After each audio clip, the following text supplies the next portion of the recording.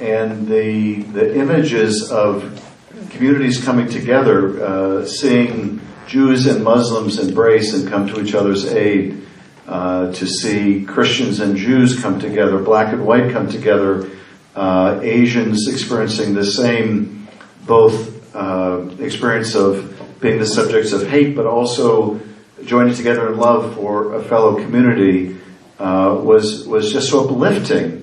And it really brought to mind for me what Martin Luther King said when he said that darkness cannot drive out darkness, only light can. And hate cannot drive out hate, only love can. Because you could see in the love for these communities, for each other in the wake of this tragedy, that hate was being driven out. And what I kept thinking was, how do we not wait for tragedy to bring us together? How do we not have to wait for another terrible tragedy in our community or in another community before we come together in love? And I also thought, and Karen, I'll be curious whether you had this reaction too, in watching those images from Charlottesville, it brought me right back to January 6th.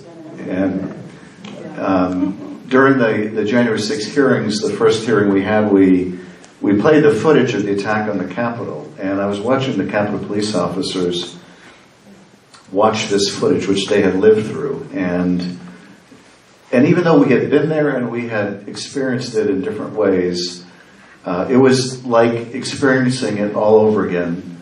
And what was the worst about that day was the realization, seeing the Confederate flags and the Auschwitz T-shirts, that this wasn't just an attempt to overturn an election, that this was a white nationalist effort.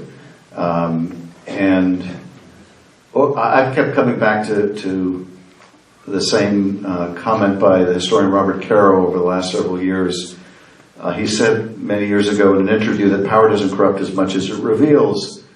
And I think power in the last several years revealed, in a way perhaps we hadn't seen so graphically, the deep vein of bigotry that's run through the country since its founding, that is always there to be tapped by a demagogue. And now there are these powerful tools to amplify hate online. And this, to me, is one of the central challenges. And I think the answer is demonstrating the attraction, the appeal of coming together as a people. There is an appeal to hate. If there wasn't, you wouldn't see so much of an explosion in hate. There is a community in hate. And we have to show that the community of love for each other is much more powerful, much more inviting, much more something to be a part of than the community of hate. And so I'm drawn to thinking about ways where we can bring different communities together and give a greater sense of the love among communities for each other, our shared experience.